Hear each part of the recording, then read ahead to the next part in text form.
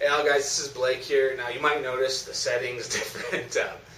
I usually film my videos at night, but right now it's in day, and there's too much of a glare to do it in the usual place. So, live with it. I was just debating whether I should do another reviewer memoirs or this, but the thing with my reviewer memoirs, the next episode of that, I'll actually have to do a little bit of editing for my deleted scenes there, and I don't want to, so I just figured I'd stick with Kickass of Awesome. And today's subject is a movie called Chocolate. Chocolate is a must-see if you're into martial arts movies, but it is a bit of a flawed masterpiece. The story follows a little girl named Zen, not really a little girl, but she's an autistic kid who picks up martial arts skills from the movies she watches. And her mother is dying of cancer, so her adopted brother gets this scheme that he's going to get the money from the people who owe the mother money. And when they refuse, Zen ends up beating them up. Of course, this gets her in trouble with more higher-up gangsters. Like I said, the movie's a bit of a flawed masterpiece, and I think most of the flaws really come from the first 30 minutes. Now, in the usual, the structure that most screenplays abide by, that's usually the first 30 minutes is all the setup, the character introductions, the plot, and all that. And usually the second act starts when the main plot goes into gear. But the problem with this is it spends too much time on minor characters in the first act. It starts off with this Yakuza guy and the girl he loves, who unfortunately at that time is dating this town gangster. And the situation that leaves the Yakuza guy returning to Japan and the mother being broke and trying to raise this autistic kid. That would be fine, but the thing is the main character is supposed to be Zen, the autistic kid. And they don't spend enough time with her in the first act. And then she suddenly goes into main character mode throughout most of the second and third act. They could have trimmed that down a lot. And this movie actually does seem like it's padded, considering the movie is not that short. I think it's like around 2 hours long. And there are other scenes that they weren't necessary. Like there's this Yakuza character who's introduced randomly late in the movie, who's ordered to protect the family, but then he ends up killing a bunch of transvestite gangsters. Yeah, I'm not making that up. And then gets killed himself. I mean, it was kind of a cool scene, but just wasn't necessary. And a movie that actually is even worse in this regard, that you might, if you've seen it, you know what I'm talking about, is Universal Soldier Regeneration. It's an okay action movie, but it spends like the first hour on the setup. I mean, what should have been 20 to 30 minutes long stretches to an hour, to the point where Jean-Claude Van Damme, who's supposed to be the protagonist, is barely in the first hour of the movie, but then suddenly goes into main character mode in the last 30 minutes.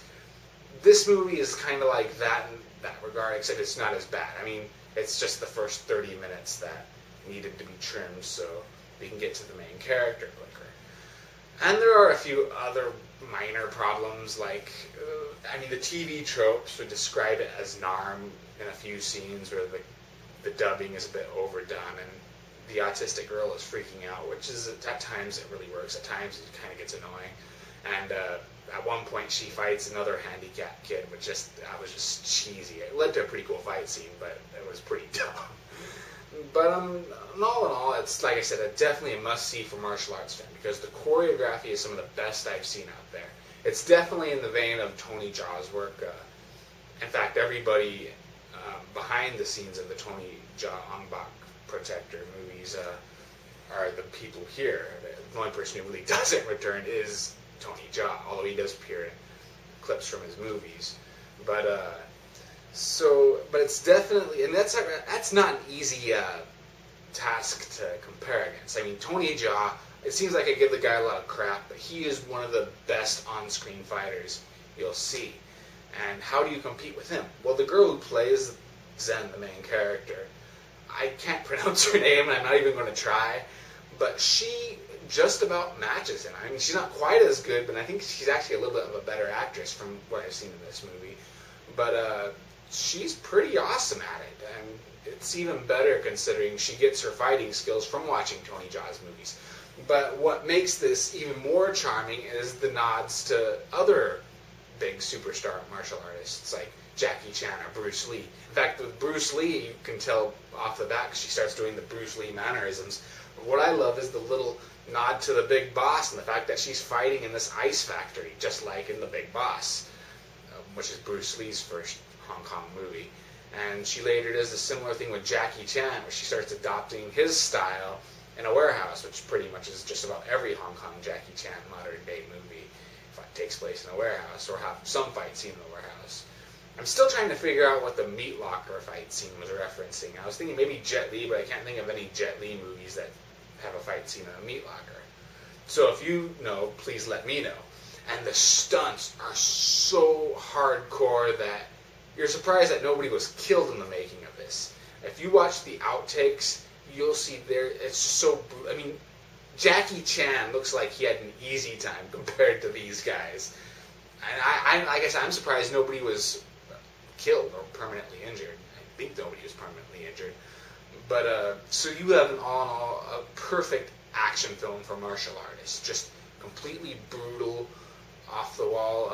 There is a few, like, why doesn't the villains ever carry guns in moments like this? But there is actually one funny part where the Yakuza guy is challenging a bunch of these gangsters who have swords, and they charge, and he suddenly pulls out a gun and starts shooting at them. But, so you have the usual problems in these types of movies, and like I said, the first act needed work, but it's brilliantly choreographed and all that stuff. So it's definitely a must-see for martial arts fans, not necessarily so much for non-fans, but would you be watching this if you weren't? Unless you really like me, which I'm really grateful for. Anything else? The tone is a little choppy. At times you don't know if it was made for kids or adults. I mean, as a movie that stars somebody playing a kid, you'd think that it is more for kids, but there is some graphic sex and violence, so obviously it can't be that case. But if you want to read my full in-depth review, just check out the description box, and I'm about to show the trailer. And let me say that even though it's not quite in the holy trinity of martial arts choreography, which currently goes to Black Belt Fearless and Ong Bak 2, it's definitely close and beats out Yip Man as the top front runner. So here's the trailer, and I hope you enjoy it.